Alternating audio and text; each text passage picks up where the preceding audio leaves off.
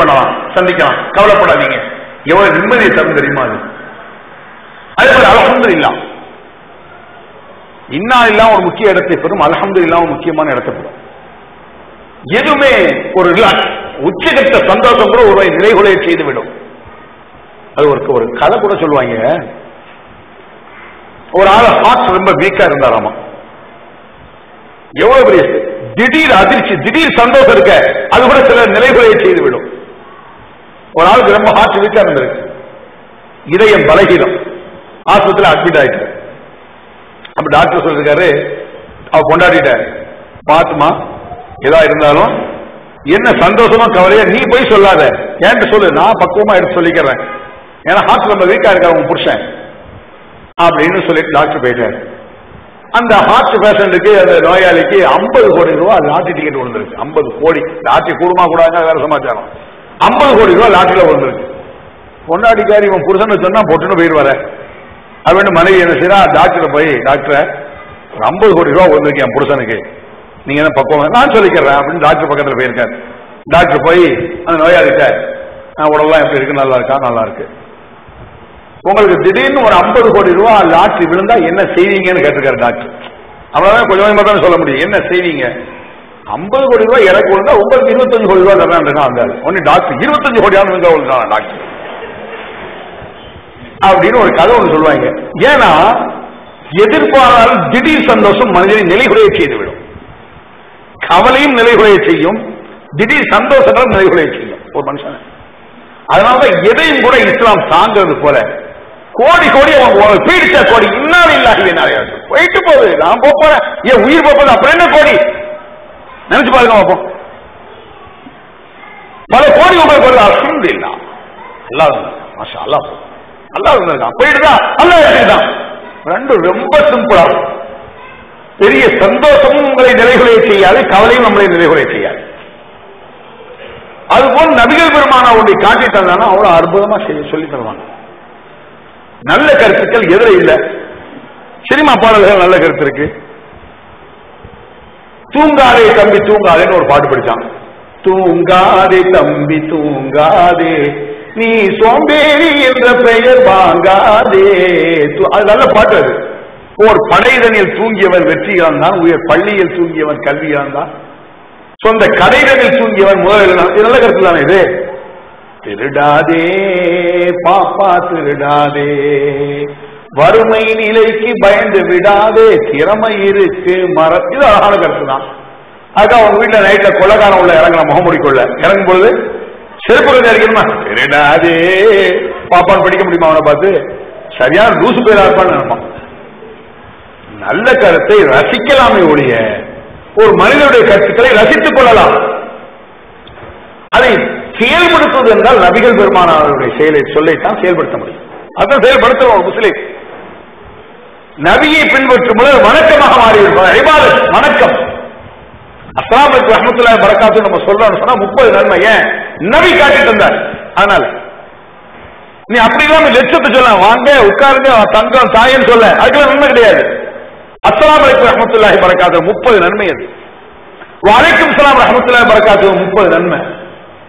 தும்னா அல்ஹம்துலில்லாஹ் அதுக்கு நன்மை, இரஹமுக்குல்லா நன்மை, எஹ்திக்குல்லா நன்மை.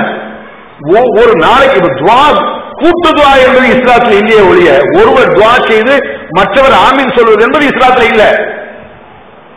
அப்படி இருந்தால் தொழுகையில மட்டும்தான் வரவாளின் ஆமீன் ஒன்றாவது சொல்ல காட்டி தந்திருக்காங்க. அதை தவிர ஒருவர் துஆ செய்து எல்லோரும் ஆமீன் சொல்லக்கூடிய மெத்தடை பெருமானார் காட்டித் தரவே இல்லை. ஆனால் லட்ச துஆவை பெருமானார் காட்டி தந்திருக்கிறார்.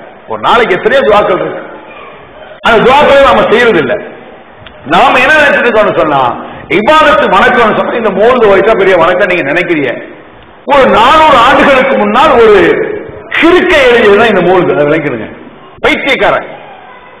சமயங்கள பைத்தியக்காரனுக்கு நல்ல கருத்து வரும். மெண்டல் கூட நல்ல கருத்து சொல்லிடுவோம், பாத்திருக்கீங்களா? நீங்க மெண்டல் அவன்கிட்ட சூப்பர் கருத்து வரும். அது மாதிரி நல்ல கருத்துக்கள் அவன் வந்திருக்கான். மற்றபடி மௌலதை பொறுத்தவரைக்கும் அழகான கருத்துக்களே கிடையாது. பெரும்பாலும் இஸ்லாத்திற்கு மாற்றமாக சொல்ல போனால் இணை வைத்தல்ங்கிறத பத்தி நீங்க ஏற்கனவே இணை வைத்தல் சாதாரண விஷயமாவே இணை வைத்தலை பத்தி முஸ்லிம்கள் பெருசாவே எடுத்துக்கிறது இல்லை. விபச்சாரம் செய்வதை விட, குடிப்பதை விட, திருடுவதை விட, வட்டி வாங்குவதை விட, கொள்ளை அடிப்பதை விட, கொலை செய்வதை விட, பன்னிக்கறி சாப்பிடுவதை மோசமானது ஷிர்க். எவ்வளவு நிர்பந்தம் வந்தால் நீங்க பன்னிக்கறி சாப்பிடுவீங்க? யாராவது ஒரு முஸ்லீம் சாப்பிடுவாங்க? குடிகாரர் கூட பன்னிக்கறி சாப்பிடலாம். அப்துல் காதர் ஒரு குடிகாரனா இருப்பான், இப்ராஹிம் குடிகாரனா இருப்பான், பன்னிக்கறி ஹராம் அப்படின்னு. இந்த மதுரை பக்கத்துல ஒரு சாராய கடை ஒண்ணு இருக்கு மதுரையில. அது நம்ம தௌஹீத் பள்ளி தாண்டி போனோம்னா அங்க சாராய கடை. அங்க குடிக்கிற குடிகாரர்களா யாருன்னு சொன்னா எல்லாம் நம்ம மக்கள் தான். எல்லாம் அப்துல் காதர், இஸ்மாயில், இப்ராஹிம், மூசா இந்த மாதிரி ஆளுதான் உட்காந்துருக்கும். நம்ம மகரிப் தோட்டு வந்து வெளியே போதையில் அப்படி வருவாங்க. அந்த சாராய கடையை உள்ள போய் பார்த்தோம்னா சரியான கிக்கு, போதையில இருப்பாங்க. வெளியே பார்த்தாலே தெரியும். அந்த சில்லி சிக்கன் பொரிச்சு கொடுப்பாங்க, சிக்கன் 65 குடியார பையனோட அதிகமா அந்த உரப்பரப்பெல்லாம் போட்டு கொடுப்பாங்க. ஒரு அந்த போதையில அவன் கேட்பான், அந்த சில்லி சிக்கன் கொடுக்க பயில் அந்த போதையில கேட்கான், என்னடா இது சிக்கன் ஹலாலா பிஸ்மில்ல இருக்குதான் கேட்கானாமா. ஆமா பய அப்ப இன்னொரு பிள்ளைய கொண்டா அப்படிமா போதையில். சாராயம் குடிக்கிறது பிஸ்மி சொல்லி அறுக்காவிட்டால் பயங்கர குற்றம் கிடையாது, தண்டனை போய் குற்றமா? அது ஒரு தவறு. பிஸ்மி சொல்லாம அறுத்தா சாப்பிட தப்புலாம். அதை சாராயம் குடிச்சா செருப்பால் அடிக்கணும். ஹதீஸ்ல வருது, எங்கள் குடிகாரர்களை நாங்கள் செருப்பை கொண்டு கூட அடித்திருக்கிறோம். கையில கிடைச்சதான் சாப்பிடுவோம், முறையே கிடையாது. கையில என்ன கிடைச்சாலும் சாப்பிடுவாங்க குடிகார பயிரோட. குடிச்சா செருப்பால் அடிக்கணும் அளவுக்கு பயங்கர குற்றாது. பிஸ்மி சொல்லி அறுத்தாத்தான் சாப்பிடலாம், சாப்பிடக்கூடாதுன்னு ஹராம் விளங்கி வச்சிருக்கான். அப்ப ஒரு குடிகாரத்தை கொண்டு பன்னிக்கறி விட்டு சீமா அவ்வளவு மோசம் பன்னிக்கறி வெறுக்கிறான். அதை விட மோசமான இணை வைத்தல். அதுக்கு புரிஞ்சுக்கிற மாட்டேங்க முஸ்லீம் சமுதாயம். இணைச்சுள்ளாய மோத், அவன் மூத்தாகாத நித்திய ஜீவன். சாகும் தன்மை அற்ற அவனை வணங்குங்கள். சாகும் தன்மை உள்ள ஆளை வணங்குறீங்க. இவர் சாகவில்லை என்று சொன்னா இவர் கடவுள் ஆகிறாரு. அப்ப ரசூல்லாவே அல்லாஹ்வுக்கு ரசூல்லாவை இணை வைக்கிறீங்களா? அல்லாஹ் எப்படி சாக மாட்டானோ அவர் ரசூலா சாக மாட்டாரு. அல்லாஹ் வணங்குறது போல ரசூலா வணங்கலாம். இந்த மாதிரி ரெண்டு கடவுள் போய் சொல்லவா ரசூலா வந்தாங்க. எப்படி ஒரு ஸ்பீச் பாருங்க, அபூபக்கர் சித்திக்குடைய ஸ்பீச். விளங்குது அவங்களுக்கு? கோயிலுக்கு போனா மட்டும்தான் இல்ல, சர்ச்சுக்கு போனா மட்டும்தான் இல்ல, அல்லாஹ்க்கு இருக்கும் ஆற்றல், அல்லாஹ்ட்ட உள்ள தன்மை ரசூலுல்லாஹ்க்கு இருக்குன்னா ரெண்டு கடவுள் ஆயிடுச்சு. அவ முஹீதீன் சாகர உயிரோட இருக்காரு, நம்ம சாவே பாஷா உயிரோட இருக்காரு. ரசூலுல்லாஹ்வுடைய பாடி கிடந்தது, ரசூலுல்லாஹ் பாடியால கிடந்தது. முஹீதீன் பாடி யாராவது பார்த்திருக்கீங்களா? பிணம், அந்த பிணத்தை உடலை பார்த்திருக்கீங்களா? உடல் கூட இல்ல. ரசூலுல்லாஹ் உடல் கிடந்தம் கூட மையிட்டு அந்த உடல் கிடந்தது. உடல் கிடந்தம் கூட தப்புங்கிறாங்க. ரெண்டு கடவுள் ஆயுதங்கிறாங்க அபூபக்கர் சித்திக். அப்ப இணை வைத்தல் என்று சொன்னால் இறைவனுடைய ஆற்றல்களில், அவனுடைய தன்மைகளில், அவனுடைய வல்லமைகளில் ஏதாவது ஒன்றை அழிக்கும் தன்மையோ, ஆக்கும் தன்மையோ, படைக்கும் தன்மையோ, உருவாக்கும் தன்மையோ, உருக்குலைக்கும் தன்மையோ, மழையை இறக்கும் தன்மையோ, மழையை போக்கும் தன்மையோ, இடியை உருவாக்கும் தன்மை, மின்னலை வரைக்கும், இப்படி லட்சம் தன்மைகள் இருக்கு. இதில் ஒரே ஒரு ஆற்றல் இந்த அவுலியாக்கு இருக்குன்னா அது ஷிர்க்ங்கறாங்க. கூபபடியா முஹீதீன கமல்லா யஹ்லுக் கஃபலா தலக்க அல்லாஹ் கேக்குறான் குர்ஆன்ல,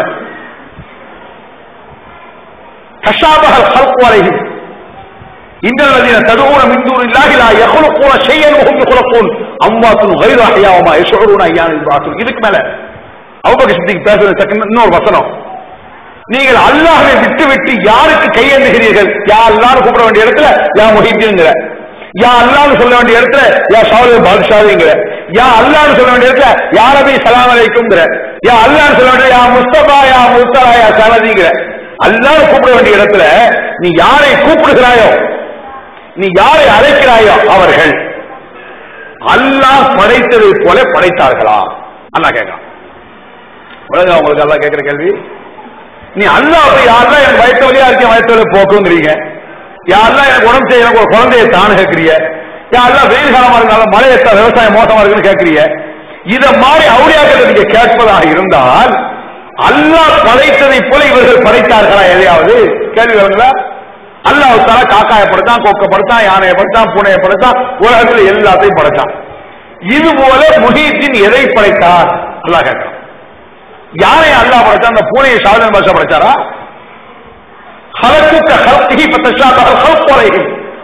அல்லாஹ் படைத்ததை போன்றாவது படைத்தார்களா?